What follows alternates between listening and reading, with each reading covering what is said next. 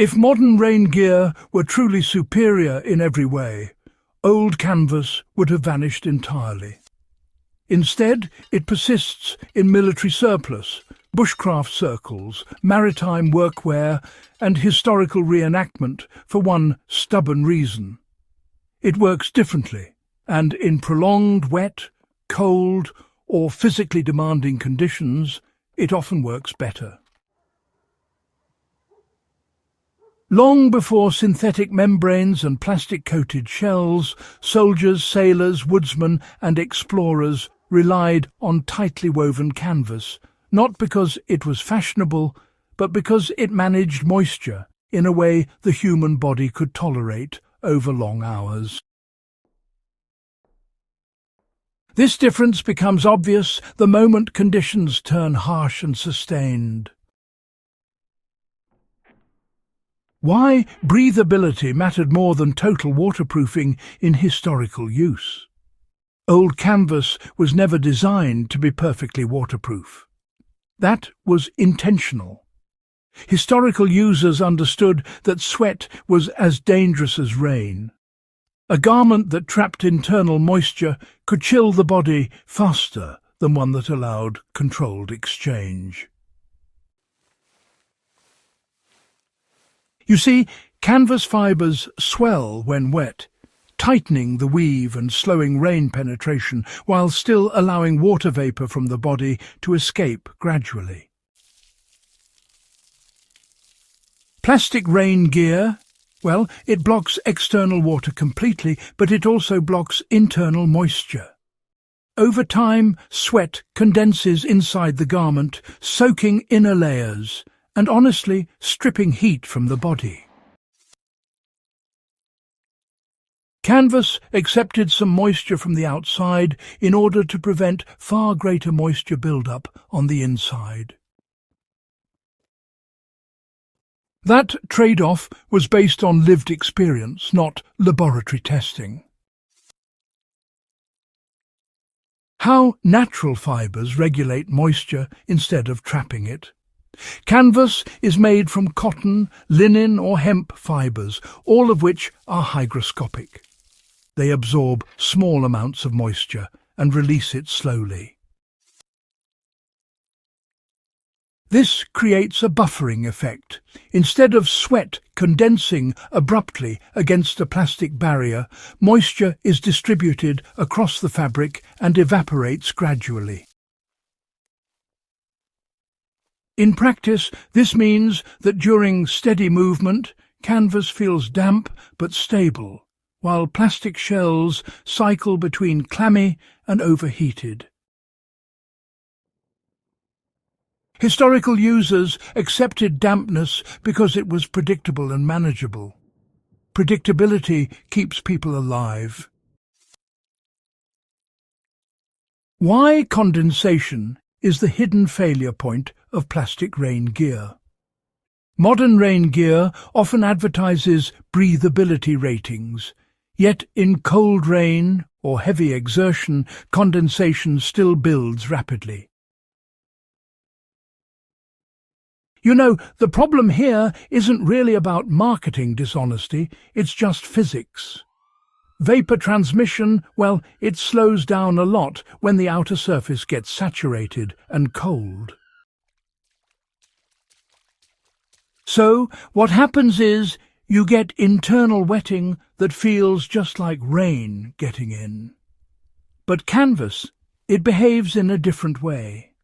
Since it's not aiming to be completely impermeable, it doesn't end up creating that sort of vapor bottleneck. Instead, moisture actually moves through the fabric, rather than just pooling up against it. And honestly, this difference was hugely important to soldiers who march for hours and to labourers working out in the open. Waxing canvas, you see, enhanced its performance while, importantly, not destroying its breathability. Historically, folks used waterproofing methods like beeswax, linseed oil, or even animal fats, and these were always applied sparingly.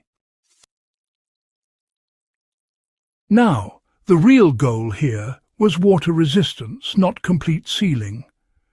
Waxed canvas repelled rain just long enough to prevent saturation, yet it still allowed a bit of moisture exchange through the uncoated fibres and seams.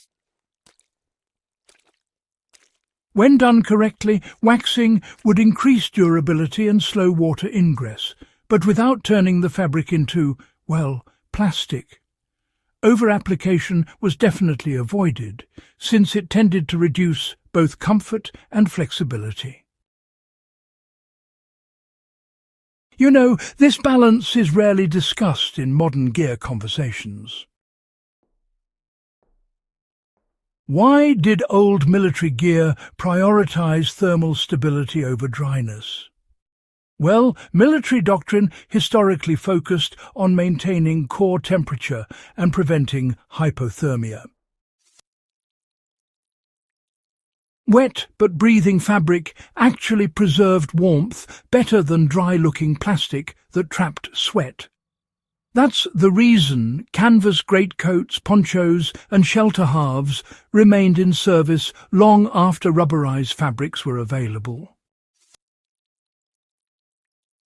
Canvas moderated extremes. It did not shock the body with sudden heat loss from trapped sweat.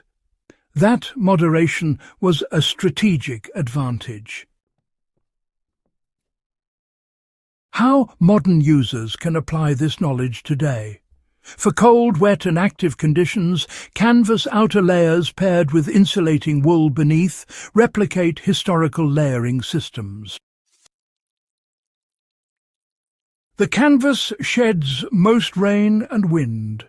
Wool continues to insulate even when damp. The body stays warm and functional.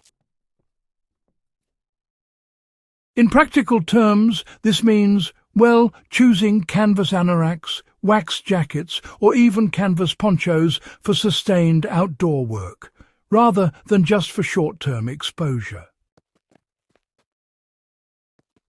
Maintenance, you see, involves periodic rewaxing and proper drying, not simply replacement. This approach really favours longevity over disposability.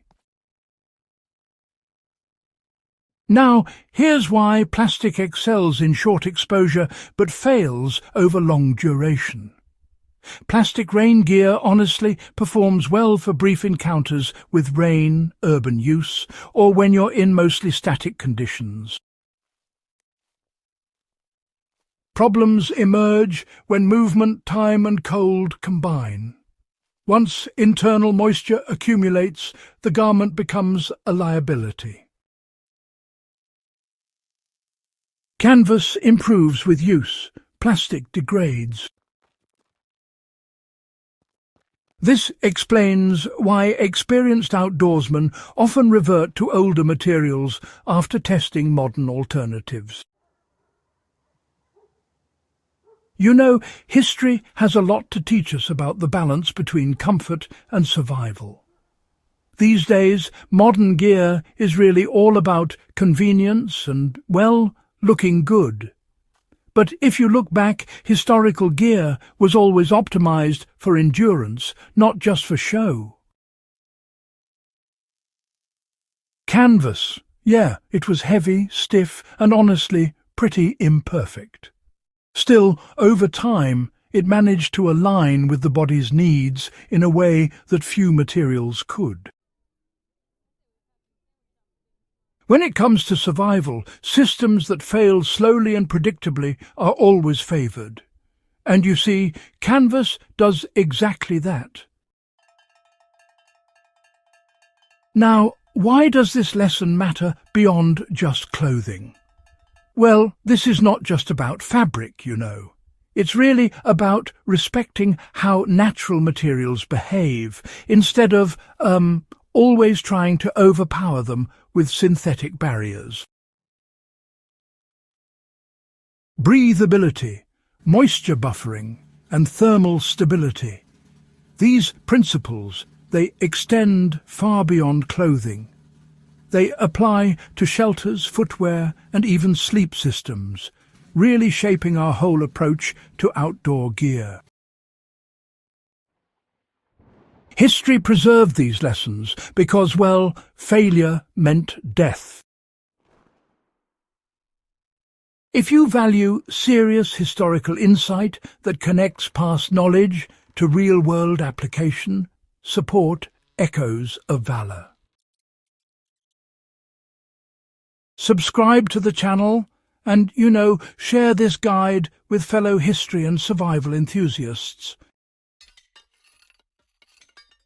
And help keep these hard-earned lessons from being forgotten.